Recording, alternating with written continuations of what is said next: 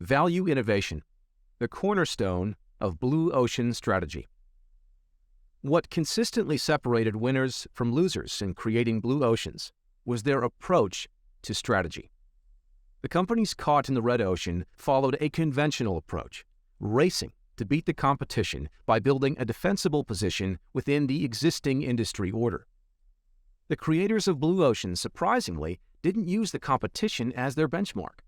Instead, they followed a different strategic logic that we call value innovation. Value innovation is the cornerstone of blue ocean strategy. We call it value innovation because instead of focusing on beating the competition, you focus on making the competition irrelevant by creating a leap in value for buyers and your company, thereby opening up new and uncontested market space. And value innovation places equal emphasis on value and innovation. Value without innovation tends to focus on value creation on an incremental scale, something that improves value but is not sufficient to make you stand out in the marketplace. Innovation without value tends to be technology-driven, market pioneering, or futuristic, often shooting beyond what buyers are ready to accept and pay for. In this sense, it is important to distinguish between value innovation as opposed to technology innovation and market pioneering. Our study shows that what separates winners from losers in creating blue oceans is neither bleeding-edge technology nor timing for market entry. Sometimes these exist. More often, however, they do not. Value innovation occurs only when companies align innovation with utility, price, and cost positions. If they fail to anchor innovation with value in this way, technology innovators and market pioneers often lay the eggs that other companies hatch. Value innovation is a new way of thinking about and executing strategy that results in the creation of a blue ocean and a break from the competition. Importantly, value innovation defies one of the most commonly accepted dogmas of competition-based strategy: the value-cost trade-off. It is conventionally believed that companies can either create greater value to customers at a higher cost or create reasonable value at a lower cost. Here, strategy is seen as making a choice between differentiation and low cost. In contrast, those that seek to create blue oceans pursue differentiation and low cost simultaneously. Let's return to the example of Cirque du Soleil. Pursuing differentiation and low cost simultaneously lies at the heart of the entertainment experience it created. At the time of its debut, other circuses focused on benchmarking one another and maximizing their share of already shrinking demand by tweaking traditional circus acts. This included trying to secure more famous clowns and lion tamers, a strategy that raised circus's cost structure without substantially altering the circus experience.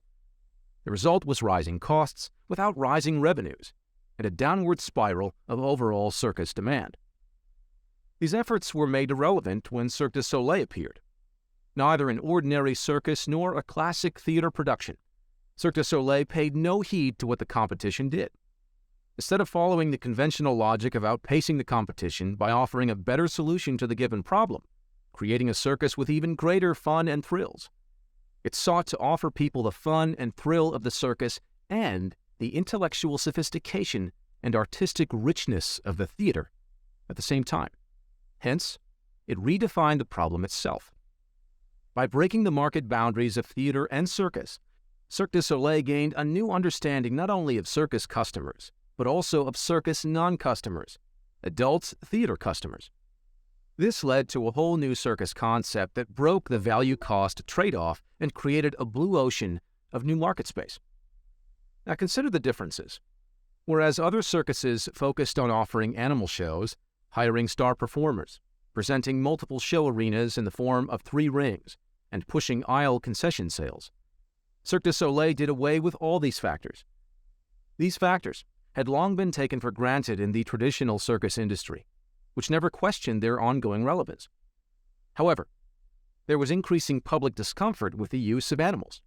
Moreover, animal acts were one of the most expensive elements, including not only the cost of the animals, but also their training, medical care, housing, insurance, and transportation.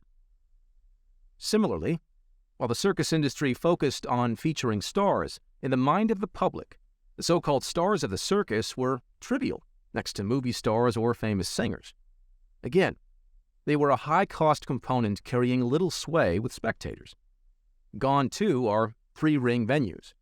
Not only did this arrangement create angst among spectators as they rapidly switched their gaze from one ring to the other, but it also increased the number of performers needed, with obvious cost implications.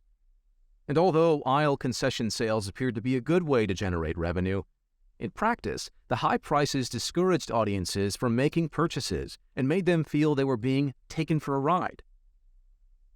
The lasting allure of the traditional circus came down to only three key factors: the tent, the clowns, and the classic acrobatic acts such as the wheelman and short stunts.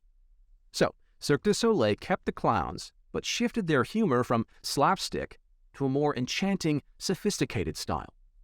It glamorized the tent, an element that, ironically, many circuses had begun to forfeit in favor of rented venues. Seeing that this unique venue symbolically captured the image of the circus, Cirque du Soleil designed the classic symbol of the circus with a glorious external finish and a higher level of comfort, making its tents reminiscent of the grand, epic circuses. Gone were the sawdust and hard benches. Acrobats and other thrilling acts are retained, but their roles were reduced and made more elegant by the addition of artistic flair and intellectual wonder to the acts. By looking across the market boundary of theater, Cirque du Soleil also offered new non-circus factors, such as a storyline and, with it, intellectual richness, artistic music and dance, and multiple productions. These factors, entirely new creations for the circus industry, are drawn from the alternative live entertainment industry of theater. Unlike traditional circus shows having a series of unrelated acts, for example, Cirque du Soleil creations have a theme and storyline, somewhat resembling a theater performance. Although the theme is vague, and intentionally so, it brings harmony and an intellectual element to the show, without limiting the potential for acts.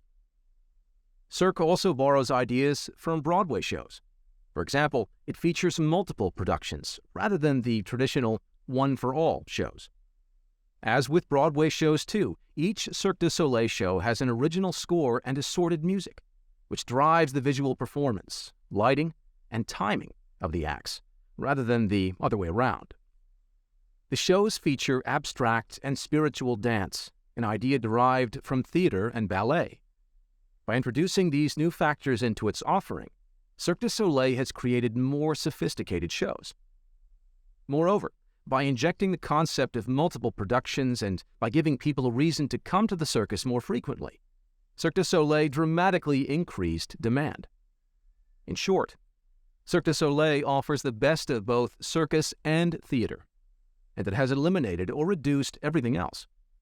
By offering unprecedented utility, Cirque du Soleil created a blue ocean and invented a new form of live entertainment, one that is markedly different from both traditional circus and theater. At the same time, by eliminating many of the most costly elements of the circus, it dramatically reduced its cost structure, achieving both differentiation and low cost.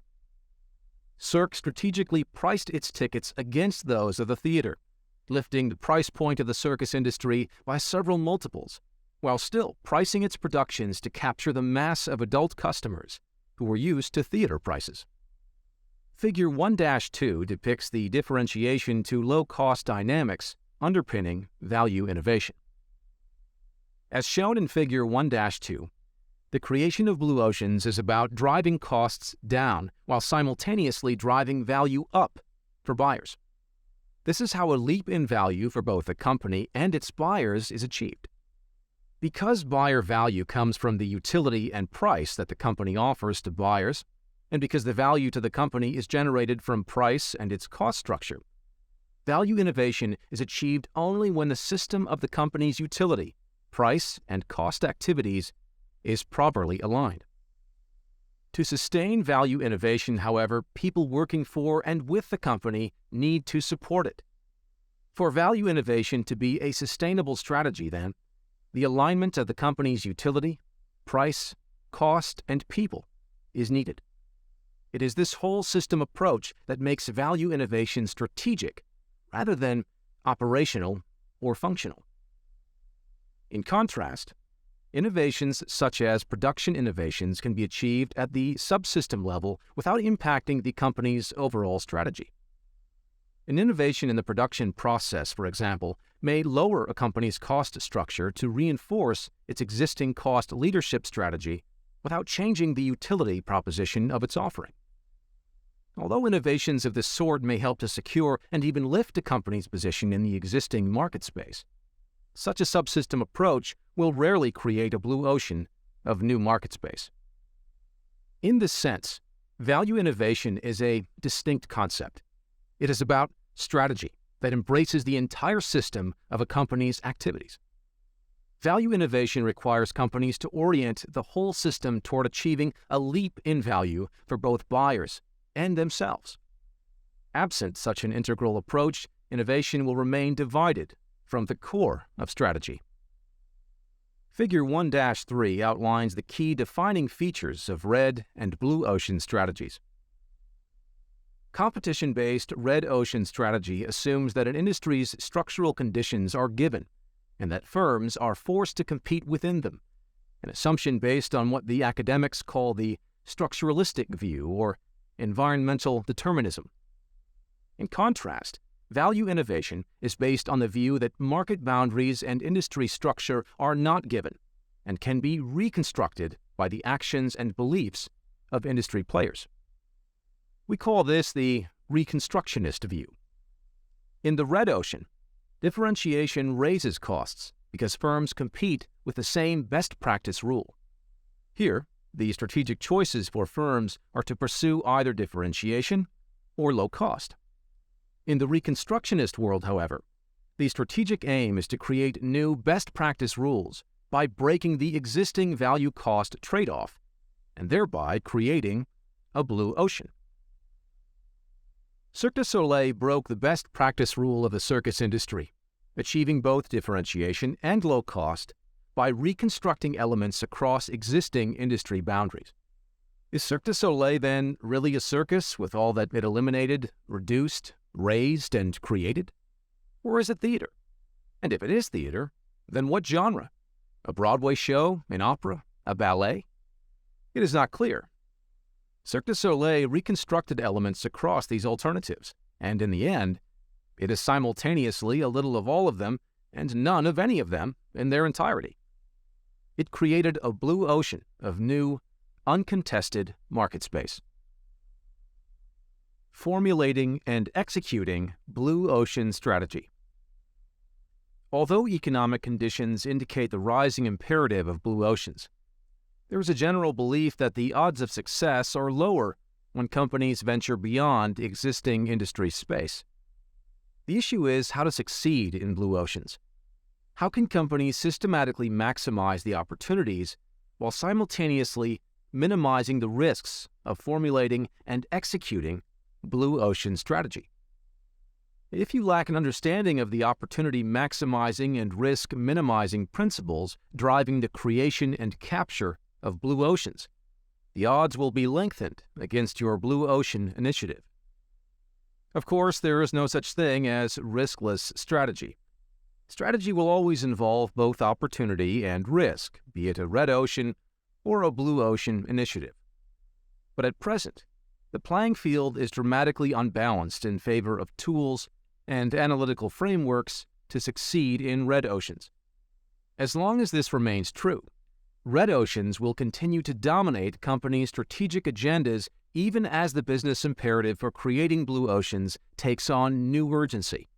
Perhaps this explains why, despite prior calls for companies to go beyond existing industry space, companies have yet to act seriously on these recommendations.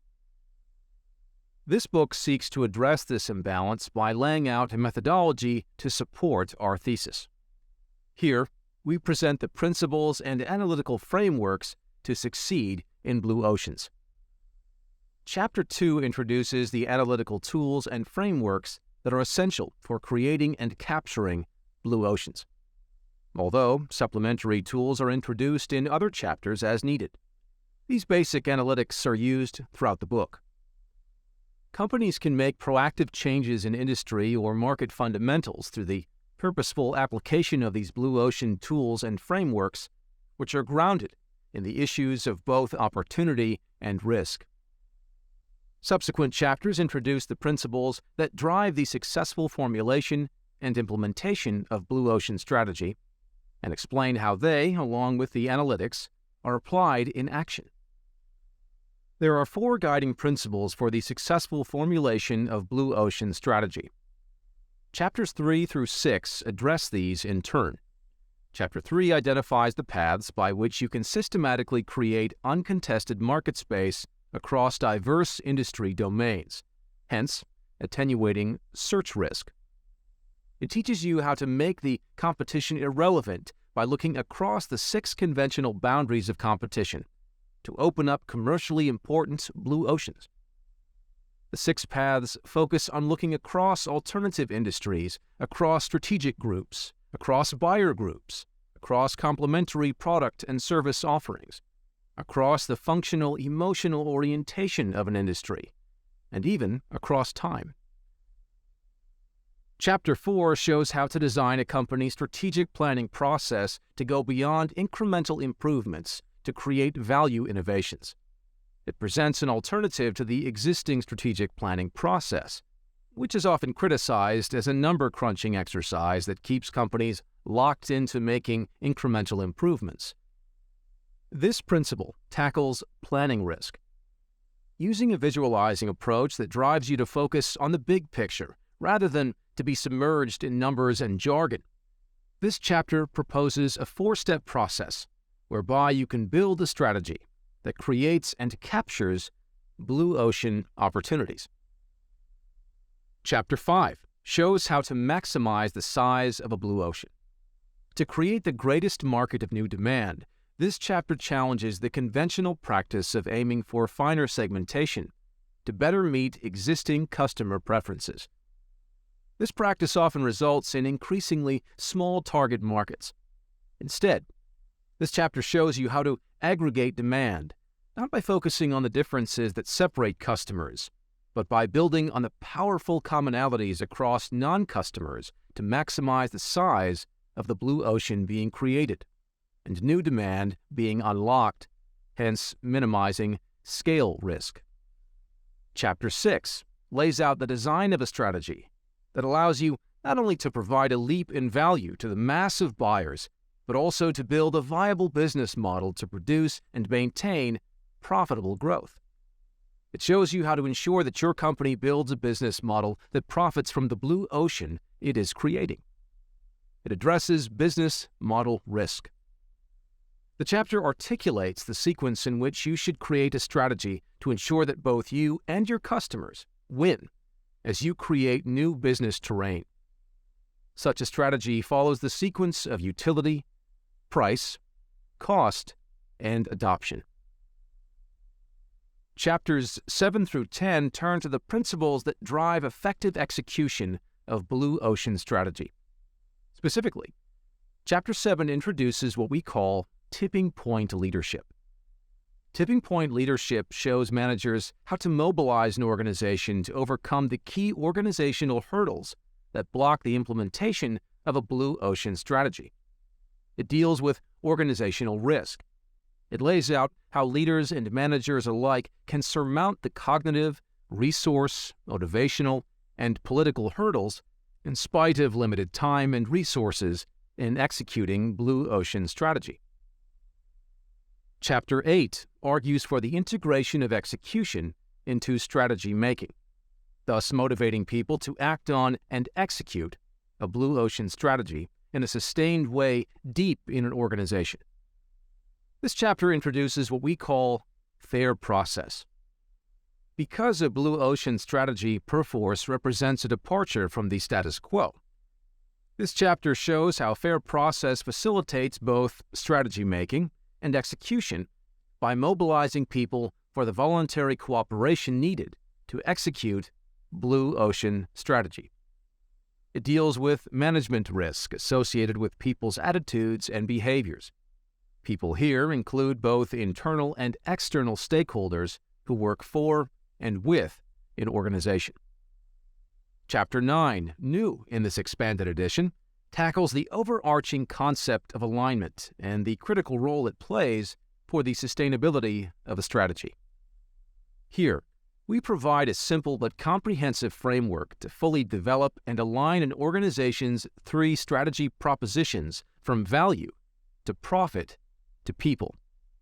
It deals with how to manage sustainability risk.